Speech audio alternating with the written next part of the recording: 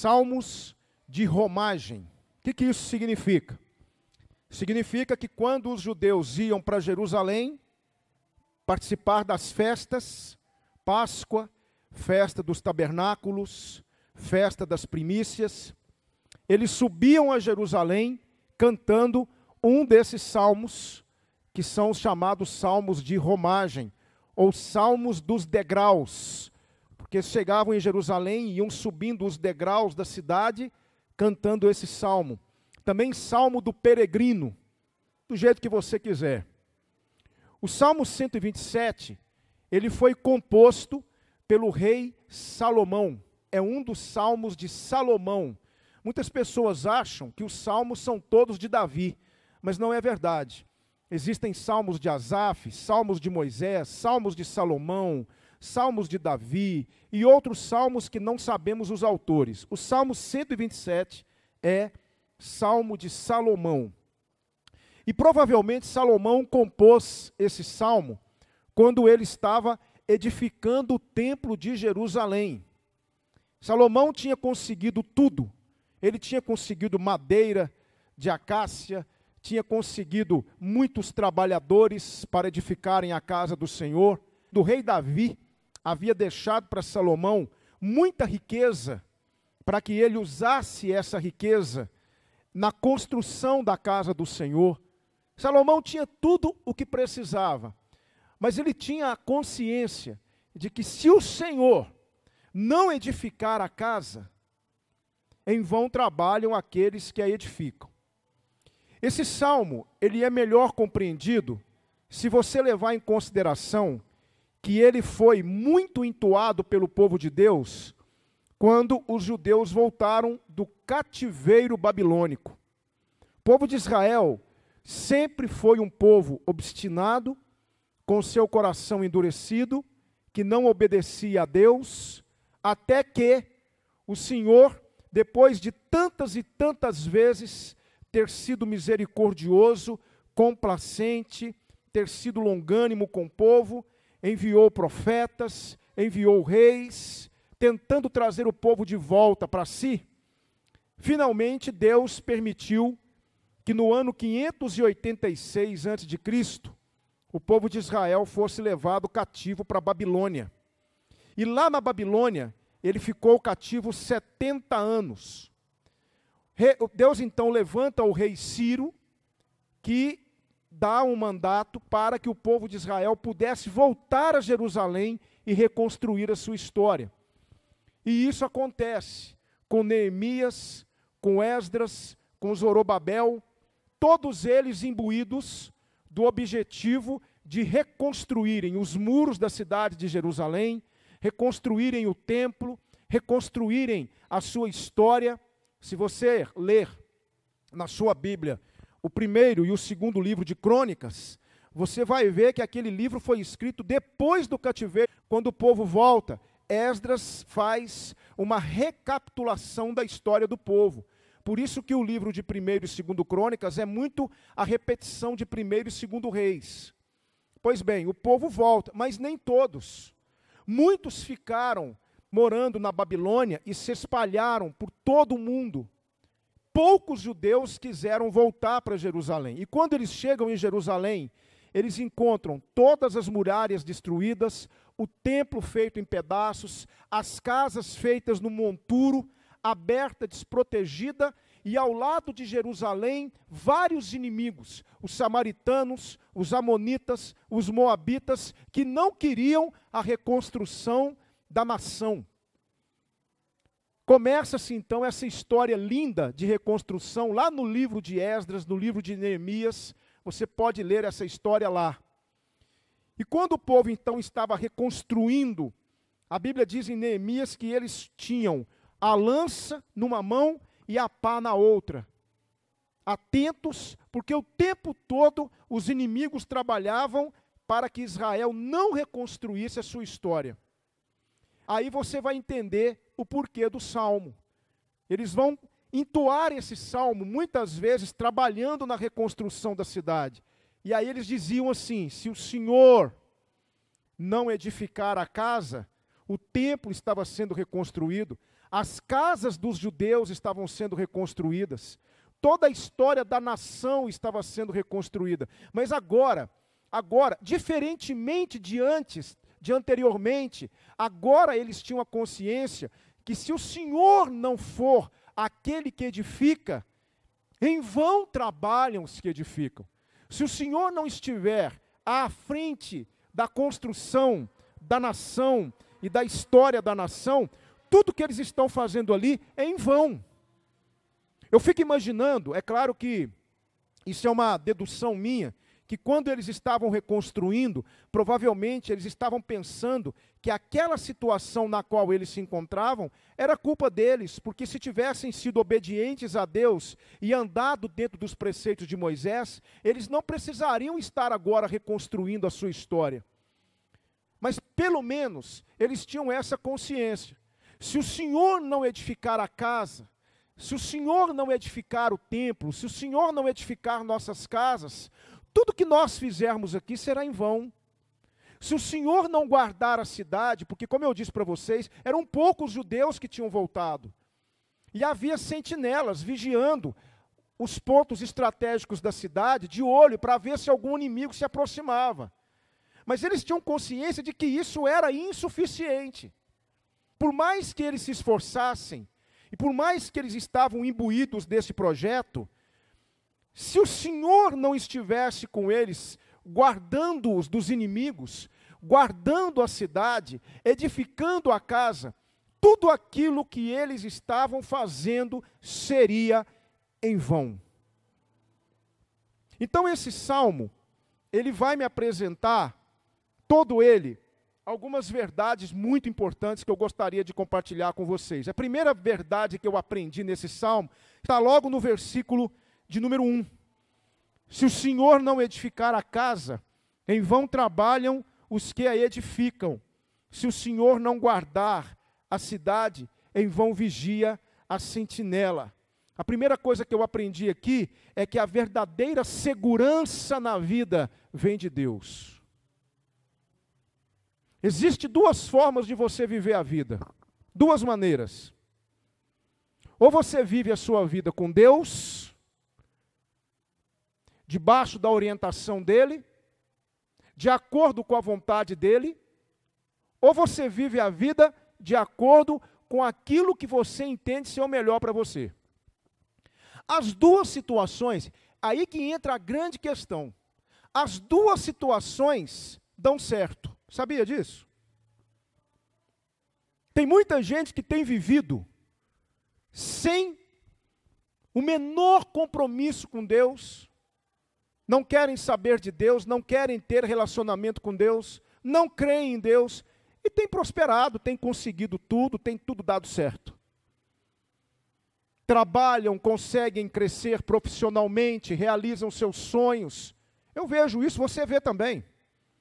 Pessoas que declaram para você abertamente que Deus não existe, que Deus é uma fábula, que Deus é um conto qualquer, e prosperam e dá certo. Nós já falamos isso em outras ocasiões.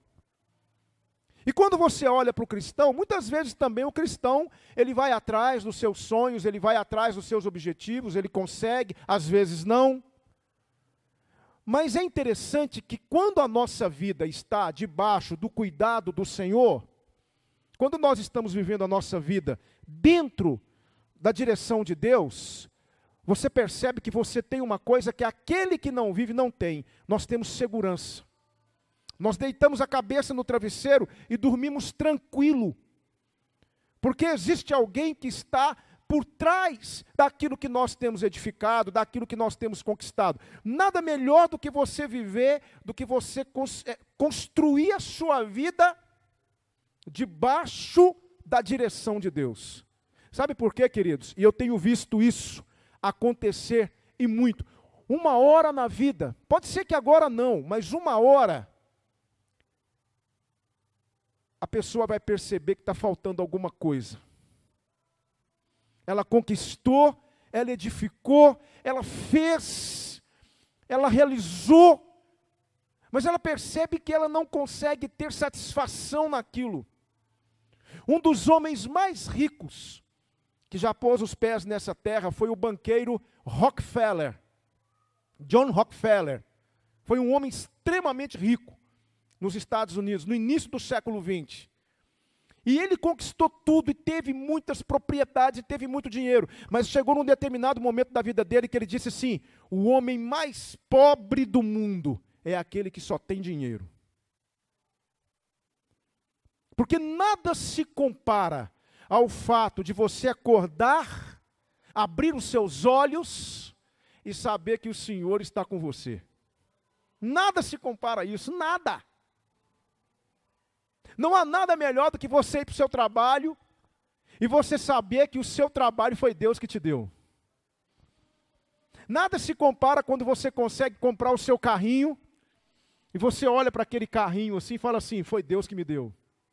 Não é verdade? É ou não é, gente? Agora, o que acontece com muitas pessoas? Elas conseguem, elas trabalham, elas vão em busca daquilo que elas sonham. Não há nada de errado nisso. Mas é só isso que elas conseguem. E chega um determinado momento na vida que tem aquela sensação: está faltando alguma coisa. Está faltando alguma coisa. Tem alguma coisa dentro de mim que me diz que eu estou incompleto. Sabe por quê? Porque viveu a vida, edificou, construiu. Mas tudo que fez, fez sem o Senhor. Então eu quero dizer para você nessa noite que se o Senhor não edificar a sua vida, se Ele não estiver por trás dos seus sonhos, dos seus projetos, se você não é daqueles que chama o Senhor para uma conversa e fala assim: Senhor, eu estou querendo fazer isso, qual é a sua vontade para a minha vida? Estou com esse empreendimento, estou com esse projeto, mas eu não quero fazer nada sem a sua direção, sem a sua orientação. Pode ter certeza, meu amigo, minha amiga, meu irmão, minha irmã, que você será bem-sucedido. Talvez você não vai conseguir realizar aquilo que você queria realizar. Deus vai te conduzir em outra direção, mas você vai ter uma coisa dentro do seu coração que dinheiro nenhum compra, que é paz. Paz de saber que você está fazendo tudo o que está fazendo, porque o Senhor está com você. Eu tenho tido essa experiência na minha vida, de procurar viver e procurar colocar diante do Senhor aquilo que nós vamos fazer. E acredite, algumas coisas que nós queríamos fazer não foi possível fazer, mas aquilo que nós conseguimos fazer trouxe paz para o nosso coração. Isso significa que quem está edificando a sua vida é o Senhor. Quem está guardando a sua cidade, quem está guardando o seu coração é o Senhor. Irmãos, eu vou dizer para vocês, com toda a sinceridade no meu coração, eu não sei como existem pessoas que conseguem viver sem Deus nesse mundo. Porque nada se compara a isso. Então, quando o povo de Israel dizia: se o Senhor não edificar a casa, em vão trabalham os que a edificam, se o Senhor não guardar a cidade, em vão vigia a sentinela. Eles não estavam simplesmente tendo essa consciência no tocante a uma construção de alvenaria, mas eles sabiam que se o Senhor não estiver por trás de tudo na nossa vida, tudo que fizermos nessa vida é em vão. E foi isso que aconteceu com Israel. Tudo que Israel fez, tudo que Israel foi de maneira independente. Uma das coisas mais perigosas que existem na face da terra é viver de maneira independente de Deus. É você viver achando que pode viver sem Deus. É você achar que consegue atravessar essa vida sem o Senhor na direção da sua vida. Eu não conheço você, não sei como é que você está aqui nessa noite, qual é a sua condição espiritual, mas eu tenho certeza que se você tem vivido e tem tido no seu coração esse sentimento de que está faltando alguma coisa, eu sei o que é. Está faltando você entregar o seu projeto para o engenheiro-chefe. Eu me lembro de uma situação que nós vivenciamos, eu e minha família, em 1990, 1993, nós mudamos para uma casa que nós havíamos comprado, uma casa nova. Saímos de onde morávamos e fomos para uma outra localidade. E eu louvo a Deus por isso, porque foi nesse bairro que eu conheci minha esposa. Se eu tivesse ficado na casa antiga, eu não tinha conhecido minha esposa. E Deus me levou lá para o bairro Niterói, em Divinópolis, porque já tinha alguém preparado lá para mim, e no momento certo eu ia conhecer. Né, meu bem? Mas o fato é que nós resolvemos fazer uma cozinha do lado de fora da casa. Nossa cozinha tinha 5 metros por 5, 25 metros quadrados. Levantamos as paredes e havia chovido naqueles dias. E o chão ficou naquela terra batida. Contratamos um pedreiro para fazer o trabalho. Nós temos pedreiros aqui na igreja, não é que sabem, que vão entender essa questão. Contratamos o pedreiro e ele foi colocar uma laje pré-construída. As vigas eram muito grandes. E ele até colocou o escoramento. Mas ele não colocou uma base para o escoramento. O escoramento ficou direto no chão. Como havia chovido e o chão estava meio molhado, colocou-se o escoramento debaixo da laje, os tijolos, as vigas, e começou então a colocar o concreto. E foi colocando por cima, e aquilo pesou, e veio abaixo. Tudo abaixo. É interessante que eu tinha uma gatinha chamada Margarida, uma gatinha assim, e ela sumiu depois desse dia. Eu não sei se ela correu de susto, não sei o que foi. Foi um barulho ensurdecedor. Eu estava lá dentro do meu quarto, saí correndo. Quando eu cheguei lá fora, tudo tinha vindo abaixo. Com todo respeito, aqui eu não quero questionar a idoneidade do rapaz. O rapaz muito novo ainda, muito novo. Mas eu sinto que faltou experiência para ele. Aquele projeto que ficou caro foi entregue nas mãos de quem não tinha experiência. E o nosso prejuízo foi grande. E ele chorou, pediu desculpas. Mas graças a Deus o tempo passou e, ao invés de colocar laje, colocamos telha mesmo e está lá a cozinha.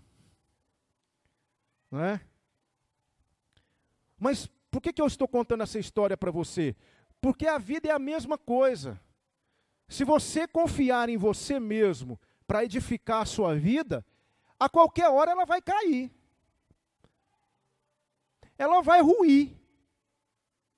Porque a nossa vida tem que estar nas mãos do engenheiro-chefe. Alguém que tem muita experiência. Não tem nenhuma construção, nenhuma vida que se entrega para Jesus que fracassa, que perde, que cai, que desmorona. Não tem. Eu poderia dar a oportunidade aqui para cada um vir aqui à frente e contar como tem sido a sua vida. Não estou dizendo que você não vai ter momentos de dificuldade, que você não vai ter momentos de problemas, que você não vai ter aqueles momentos onde parece que a coisa vai balançar. Mas nós acabamos de cantar agora, nossa morada na rocha está, firme e segura ela ficará. Quando o temporal contra ela der, há de resistir todo o seu poder. Quando nós realmente entendemos quem é Deus, e nós colocamos a direção da nossa vida nele, nós falamos, Senhor, Tu és o engenheiro-chefe da minha vida. Se o Senhor não edificar a casa, tudo que eu fizer vai ser em vão.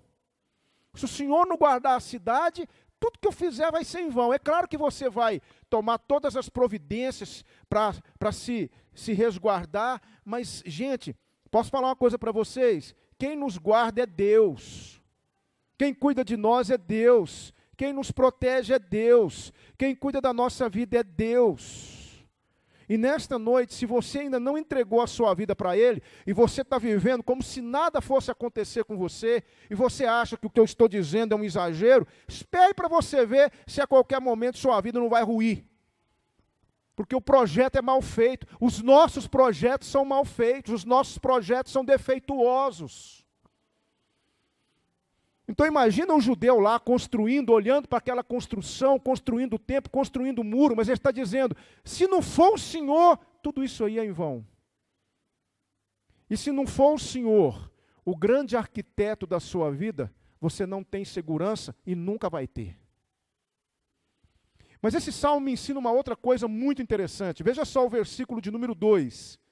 Inútil vos será levantar de madrugada, repousar à tarde, comer o pão de dores, pois assim ele dá aos seus amados o sono. Interessante que a palavra amado, em hebraico, significa Gedidias, no hebraico. E é interessante que esse era o nome de Salomão.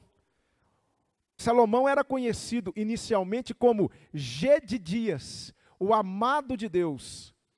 Então aqui ele está dizendo que o Senhor dá aos seus amados o sono. Sabe o que eu aprendo com isso? Eu aprendo que a verdadeira prosperidade vem de Deus. Por que verdadeira? Porque existe uma falsa prosperidade.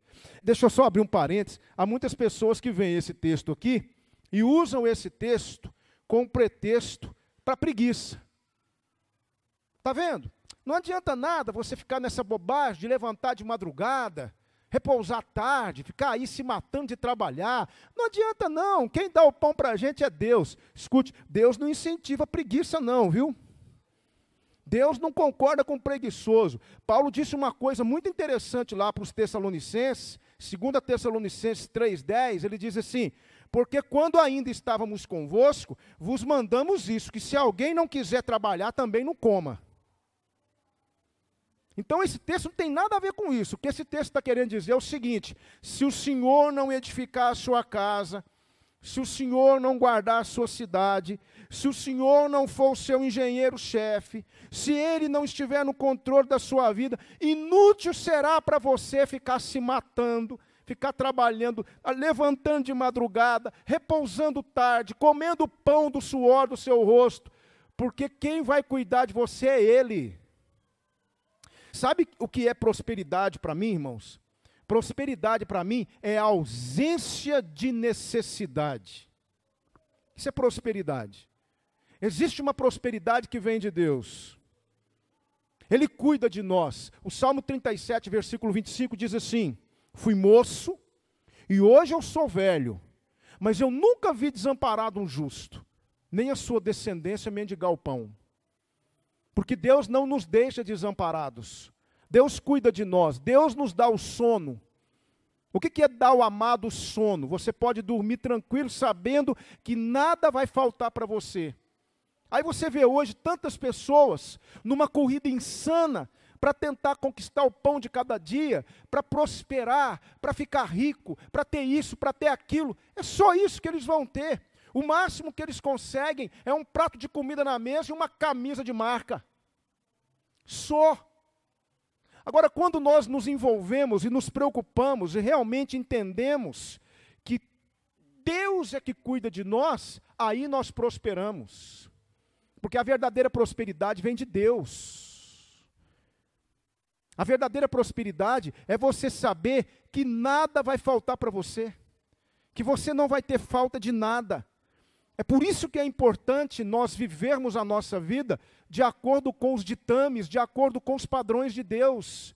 Porque o Senhor, Ele vai assumindo cada vez mais o controle da minha vida e Ele vai me conduzindo dentro do propósito dEle. E quando isso acontece, meu querido irmão, não existe necessidade. A palavra de Deus nos diz lá em Isaías, capítulo 55, versículo 1 e 2, assim, olha só, Isaías 55, 1 e 2. Muitas pessoas entendem esse texto como um texto evangelístico, mas esse texto é para nós.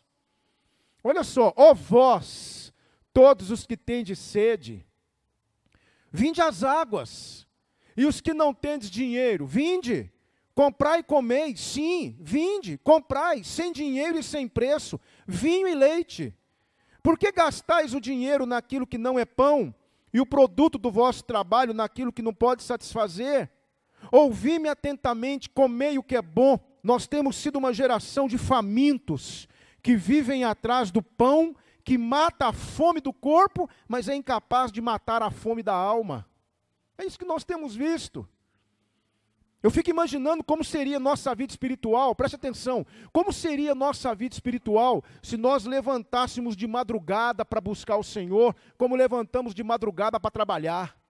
Você já percebeu a disposição que toma conta de nós, muitas vezes, para irmos trabalhar, para irmos atrás do nosso pão cotidiano? Às vezes nós temos uma disposição que não temos para com o Senhor.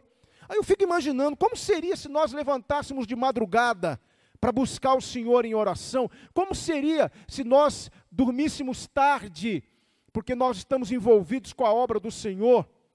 Como seria se ao invés de nos alimentarmos e ficarmos tão desesperados pelo pão que mata a nossa fome física, se nos alimentássemos do pão da vida que é o Senhor? Dá para imaginar como seria a nossa vida, meus irmãos? Isso é prosperidade. É aquele crente que você conversa com ele e você percebe que ele está sempre cheio, que ele está sempre satisfeito, porque o Senhor está cuidando dele.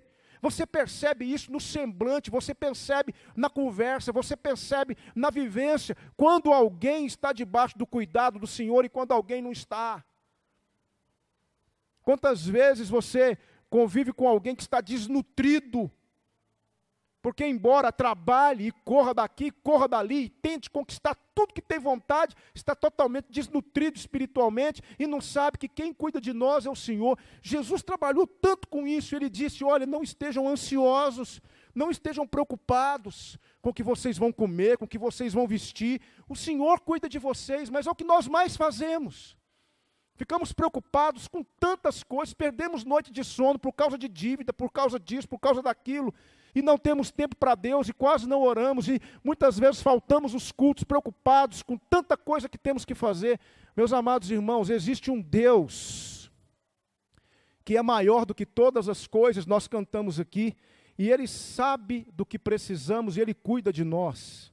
Como isso deveria trazer sossego e paz para o nosso coração, e muitas vezes não traz. Então a verdadeira prosperidade vem do Senhor.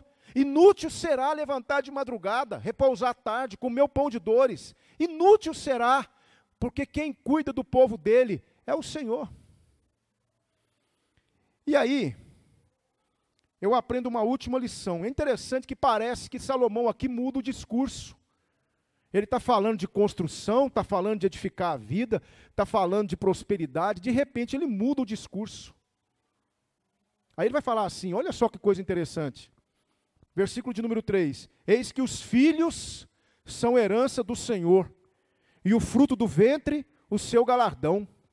Como flechas na mão do homem poderoso, assim são os filhos da mocidade. Bem-aventurado o homem que enche deles a sua aljava. Não serão confundidos, mas falarão com seus inimigos à porta. Maior bênção para o judeu, olha só. Aquele povo era um povo pequeno, um povo diminuído, porque poucos voltaram da Babilônia, e se tinha uma coisa que eles queriam era ter filhos. Para um judeu, filho é bênção de Deus. Sabe por quê? Porque o judeu, quanto mais filhos ele tiver, maior é a garantia de que ele será cuidado na sua velhice. Naqueles tempos, os tribunais ficavam às portas das cidades, os tribunais. Se um homem tivesse que responder a um inimigo no tribunal, quem é que ia com ele? Os filhos. Aqueles homens fortes iam com o pai, e isso intimidaria quem tinha alguma questão para tratar com aquele homem. Os filhos eram bênçãos. Aí você entende que o salmista, ele não mudou o discurso. Ele está dizendo o seguinte, olha, Deus vai cuidar de você em todos os momentos. Se você se entregar para Ele e Ele for o seu construtor, Ele vai cuidar de você no seu trabalho, Ele vai cuidar de você, Ele vai cuidar da sua vida, Ele vai proteger você, Ele vai ajudar você nos seus empreendimentos e Ele vai cuidar de você até na velhice, porque Ele vai te dar muitos filhos, esses filhos vão crescer e eles vão cuidar de você. Por isso que o salmista está dizendo, bem-aventurado o homem que enche deles a sua aljava. Aqui eu quero dar uma palavra para os filhos que estão aqui nessa noite. Nós aqui somos filhos, tem muitos filhos aqui. Filhos, Deus nos deu para os nossos pais, para que nós cuidemos deles. Filho que deixa o pai de lado, filho que não liga para o pai, que não liga para a mãe, Filho que não cuida dos pais são filhos que estão fora dos propósitos de Deus. Nós somos filhos que precisamos cuidar dos nossos pais. Você tem cuidado do seu pai, da sua mãe, porque você está dentro desse processo de cuidado do Senhor. Hoje eu vejo filhos que não cuidam dos pais, que entregam os pais para os asilos, que não visitam os pais envelhecem, eles simplesmente deixam os pais para lá, não vão atrás dos pais, não dão telefonema, não têm carinho, não têm amor, não oram pelos pais. Os pais adoecem, eles simplesmente fingem que nada está acontecendo.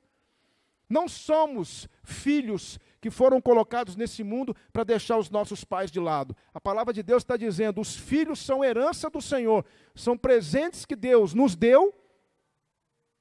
As nossas filhas são heranças do Senhor para quê? Para cuidar de mim e da minha esposa quando nós precisarmos delas. Eu sou filho, eu tenho uma irmã, a minha obrigação é cuidar dos meus pais, porque é assim que Deus cuida de nós durante toda a vida. Ele vai nos acompanhando durante toda a vida. Do momento que nascemos ao momento em que morremos, Deus, se Ele é o nosso construtor, Ele cuida de nós. Você tem sido instrumento de Deus para cuidar dos seus pais? Você tem sido atencioso com seus pais? Então o Salmo ele tem essa lição para nós. Eu resumo com você o Salmo 127 da seguinte maneira.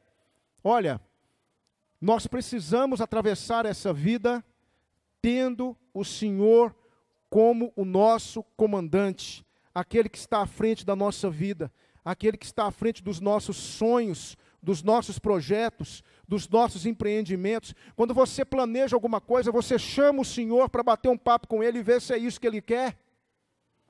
Ou você sai aí fazendo tudo que te dá na telha, comprando e adquirindo e fazendo compromisso e fazendo dívida, porque você quer, porque você quer, porque você quer. Mas você chama o Senhor e pergunta para Ele se Ele está de acordo, se Ele concorda, se Ele autoriza.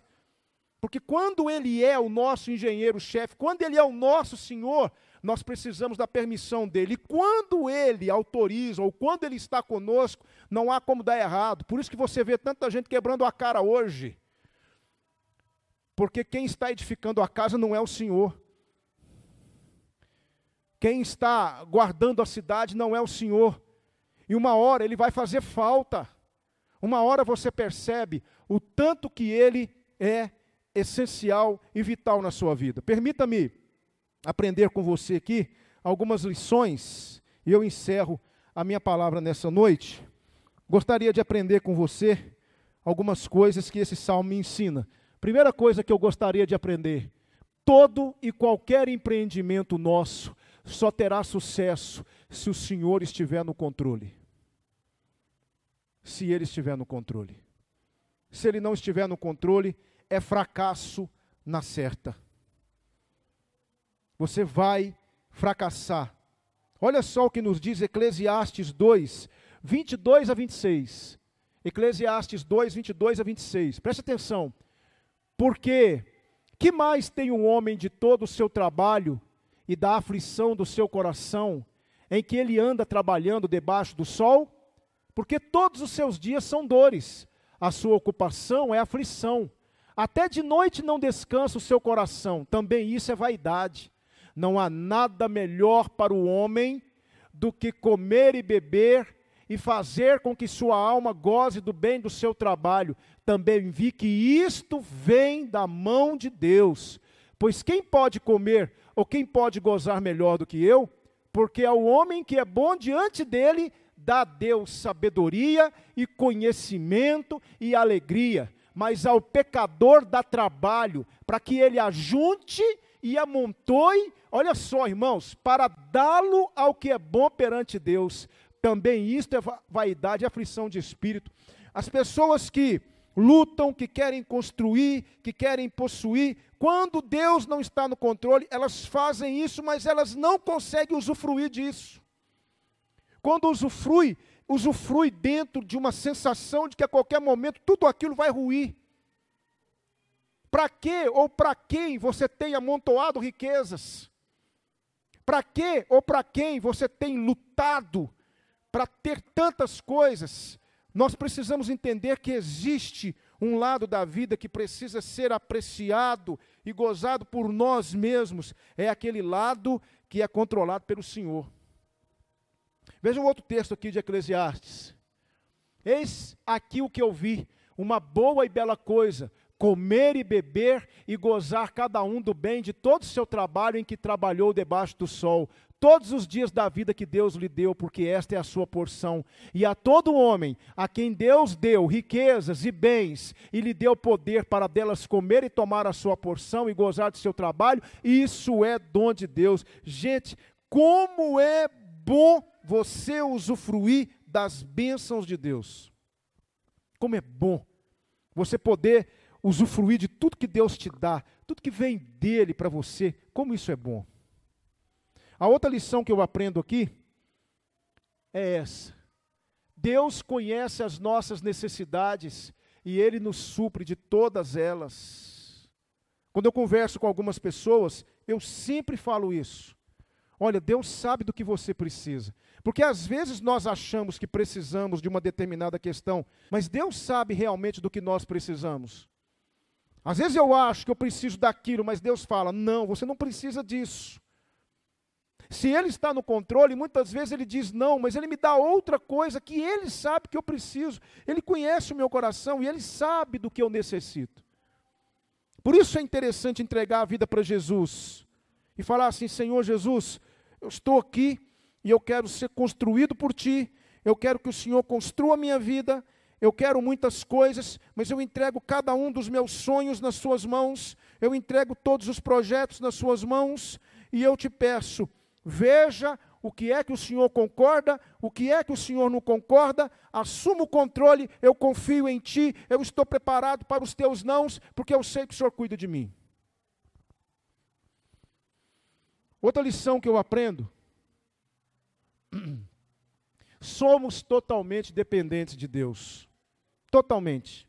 O povo de Israel estava ali, reconstruindo a cidade, reconstruindo muros, reconstruindo o templo, mas se o Senhor não fosse o guarda de Israel, tudo aquilo era em vão. Israel era totalmente dependente de Deus, assim como eu e você somos. Nós somos dependentes de Deus. Não adianta você achar que é independente, porque isso é uma tragédia. Nós precisamos orar a Deus e falar, Senhor, eu não quero ser independente, eu quero ser dependente. Eu quero depender do Senhor em todos os aspectos. Eu quero depender do Senhor no meu casamento, eu quero depender do Senhor nos meus projetos pessoais, eu quero depender do Senhor no tocante à criação dos meus filhos, eu quero depender do Senhor na minha vida espiritual, eu quero depender, meus irmãos, como é feliz o homem e a mulher que depende de Deus. E a última lição que eu aprendo, tudo vem de Deus.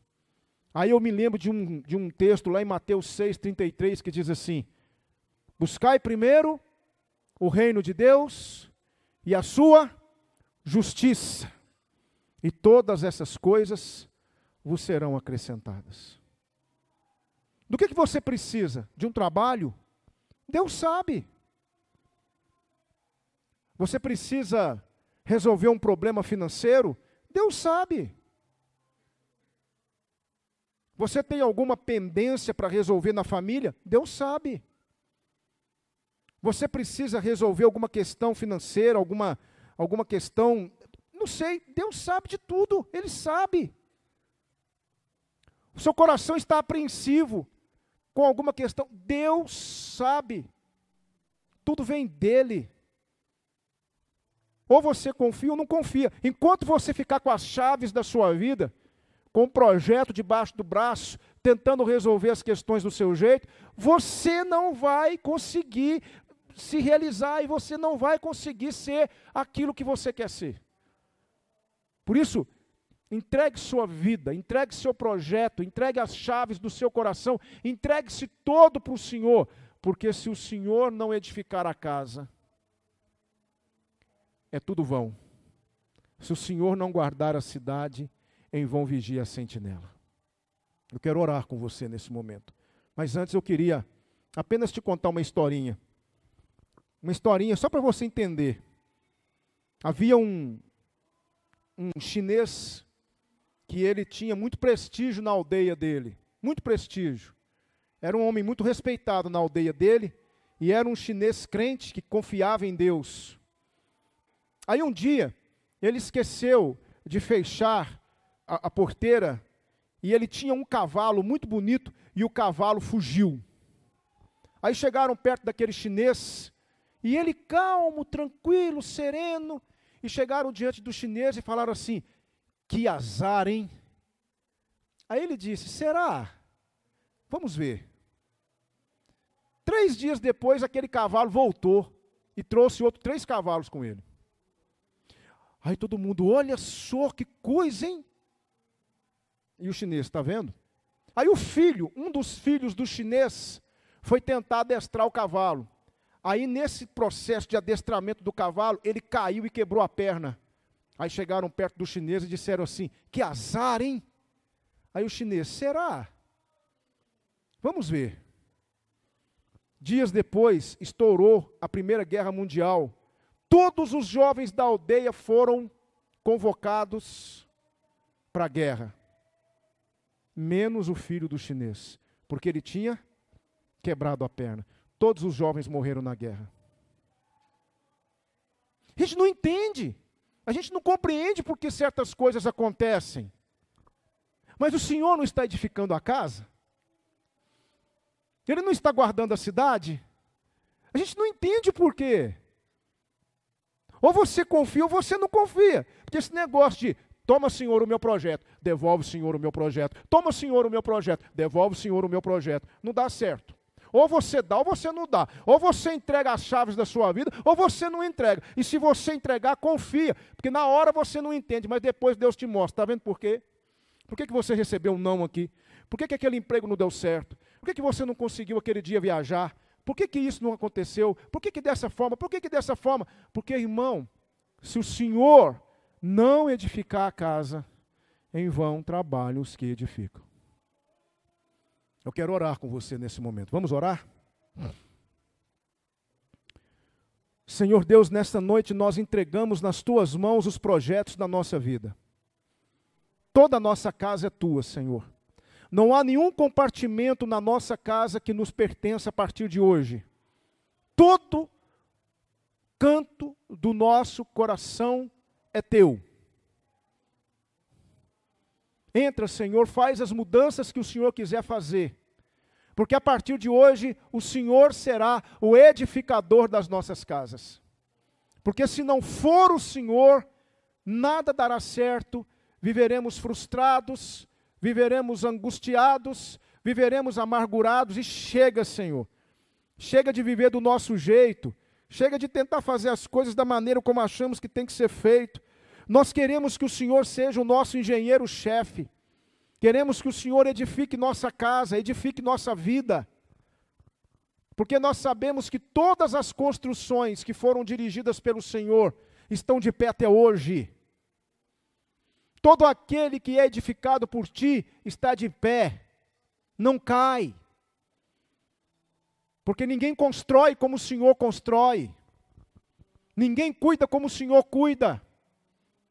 Te pedimos, ó Deus, em nome de Jesus, que o Senhor continue cuidando de nós, perdoando a nossa desconfiança, perdoando a nossa independência, perdoando aqueles momentos em que nós decidimos sem perguntar qual é a Tua vontade. Ó Deus amado, toma as chaves, toma os projetos da minha vida, Senhor, faz o que o Senhor quiser fazer, mas faça de mim uma construção que seja erigida para a Tua glória. Nós te agradecemos por ter nos ensinado tanto nessa noite. Assim como o povo de Israel, Santo Deus, aprendeu a confiar em Ti, e o Senhor se tornou o edificador daquela nação, e essa nação está lá até hoje, e ficará até a volta de Jesus. Nós também queremos ser construções edificadas por Ti. Que essa igreja seja edificada por Ti. Que os casamentos nessa igreja sejam edificados por Ti. Que os relacionamentos nessa igreja sejam edificados por Ti. Que tudo na nossa vida seja edificado por Ti. Porque se o Senhor não edificar a casa, é inútil, é em vão o nosso trabalho. Cuida de nós, ó Deus. Tudo vem de Ti. Como filhos, te pedimos que nos ajude a cumprir o teu propósito, cuidando dos nossos pais, porque para isso também nós nascemos. Que o Senhor esteja despertando cada dia mais no coração dos filhos dessa igreja a responsabilidade que tem diante dos seus pais. Mas acima de tudo, Senhor, que todos nós juntos possamos ser edificações aprovadas pelo Senhor. Muito obrigado por ter falado conosco nesta noite. Muito obrigado porque o Senhor tem falado conosco. Nós oramos agradecidos. No nome santo de Jesus, o nosso construtor. Amém.